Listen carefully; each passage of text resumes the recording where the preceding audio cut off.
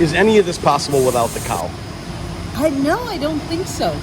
The cow really pays the bills, but it's funny because it took us a long time to come up with that beer. We had started out, Dan very much a student of and respects European beer styles and their specific, gravity and color and ingredients. And then we'd run across this yeast strain that I really liked. Me and another brewer were like, this is really good. You should do something with it. And Dan's busy with other beers and kind of, poo-pooing us. But we weren't really doing very well. I mean, I think it took us at least 5 or 6 years to get to maybe 8,000 barrels. So people who had started up like Gray's Brewing and let me think of who else was around then.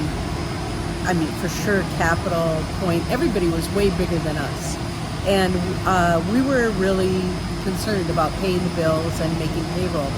And it just didn't seem like the beers were really good, but they weren't like resonating. They weren't taking off. When you go into a bar, they'd be like, oh, you have a Bock beer, but I have another Bock beer. Oh, you have a Pilsner, I already have a Pilsner. And so I was trying to talk him into doing something different. And we went to Old World, Wisconsin, and they were making beer like in their little demo area. And it was his aha moment where he said, oh, I know, I could make farmhouse ale. And so I'm like, yeah, that's good. And about this, we won a big award for the Belgian Red. And so we'd gone over there, and like when the girls were little and the brewery was young, we used to do things like fly on Wednesday and get an award on Friday and fly home Saturday, and we'd be really tired. And so that was kind of the state we were in, and we looped through the northern part of London because it was in Harrogate. And I mean, I liked the countryside, and it was lambing season, and the little lambs like bounce around like popcorn.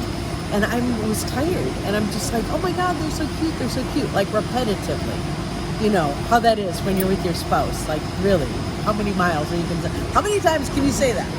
So, and it occurred to me like two things. One, how touristy I sounded, but for two, that I thought, this is really fascinating to me. I'll bet when people come from other parts of the world to Wisconsin, they're just as fascinated by all of our spotted cows. Because how crazy. What are these big animals with spots everywhere?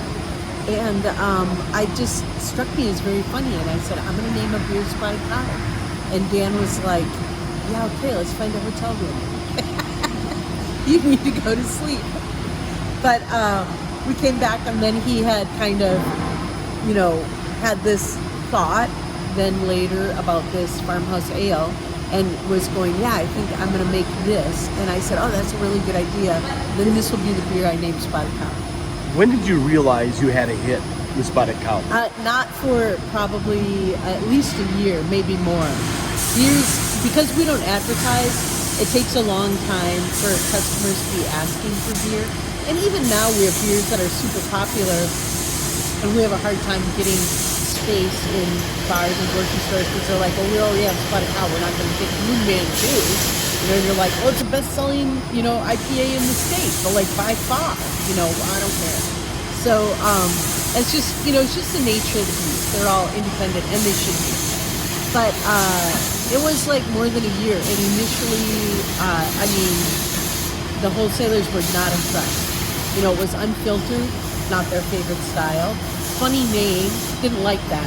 I was getting a lot of like friendly conversations because they're all guys and they're much bigger than me. Like, Dad, come on, really? Can you see like some college guy walking up to a bar and ordering Spotted Cow? And I'm like, yeah, I kind of can. And they're like, yeah.